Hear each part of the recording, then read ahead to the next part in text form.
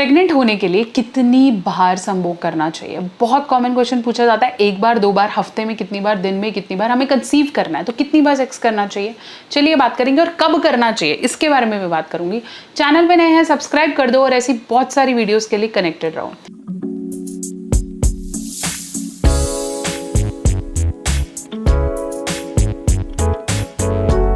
तो चलिए हम बात कर रहे थे कि प्रेग्नेंट होने के लिए कितनी बार सेक्स करना चाहिए और कब कब करना चाहिए।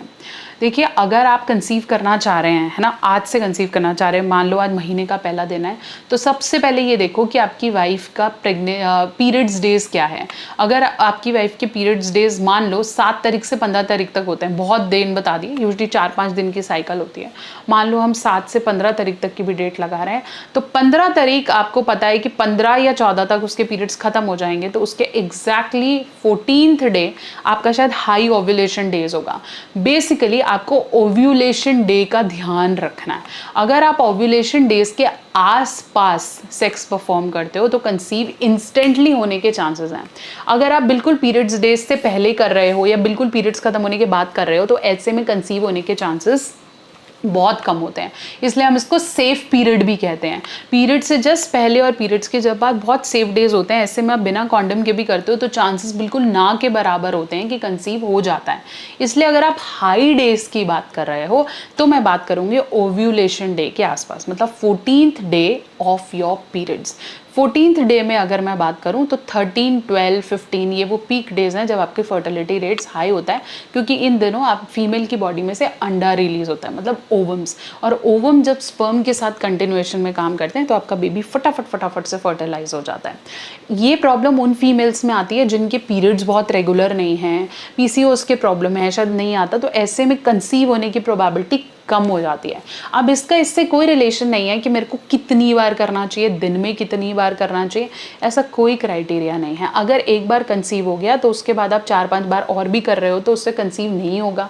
मोरओवर अगर आपने ओव्यूलेशन डेज के आसपास ही नहीं किया और आप बाकी दिनों में 5-5, 6-6 बार कर रहे हो तो भी कंसीव नहीं होगा। इसके लिए मार्केट में ओव्यूलेशन किट्स भी आती हैं। ओव्यूलेशन किट्स में आपको एक टेंटेटिव डेज, जैसे आपको पता है कि पीरियड्स मेरे 15 को ख़त्म हो रहे हैं तो मैं 28, 29 को अपना सुबह मॉर्निंग का यूरिन उसमें डाल दूंगी। तो जैसे ही डालूंगी तो मुझे पता चल जाएगा कि आज मेरा फर्टिलिटी रेट कितना हाई है। उसके अंदर पैरामीटर होता है कि इससे ज़्यादा ग्रीन, ब्लू, पर्पल, तो वो आपको पता चल जाता है कि हाँ उन दिनों मेरा हाई है और उस समय आप ट्राई कर सकते हो कंसीव करना। मोरोवर आप कैलेंडर मेथड के हिसाब से, मतलब दिमाग में डेज कैलकुलेट करके भी कर सकते हो। उन दिनों पे किया हुआ कंसेप्शन 2-3 बार, दिन में 2 बार, 3 बार करा हुआ या एक बार भी किया हुआ कंसेप्शन मैक्सिमम चांसेस देता है कि आप डेफिनेटली आप कंसीव कर पाते हो।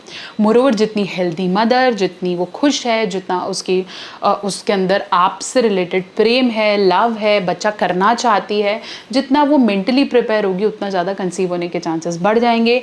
एक ही चीज़ का बैरियर है, हार्मोनल प्रॉब्लम्स, और अगर आप और आपके पार्टनर में ये हार्मोनल प्रॉब्लम्स हैं, आपका स्पर्म अच्छा नहीं है या आपकी फीमेल के यूट्रस में कोई प्रॉब्लम है या रिप्रोडक्टिव ट्रैक में कोई इश्यूज हैं, इसमें प्रॉब्लम है, तो गायनेकोलॉजिस्ट का अपॉइंटमेंट आप पहले भी ले सकते हैं। ऐसा ज़रूरी नहीं कि बच्चा कंसीव होने के बाद ही उस डॉक्टर के पास जाना चाहिए, पहले भी आप एक गायनेकोलॉजिस्ट को दिखा के अपनी हार्मोनल प्रॉब्लम्स को ट्रीट कर सकते हैं।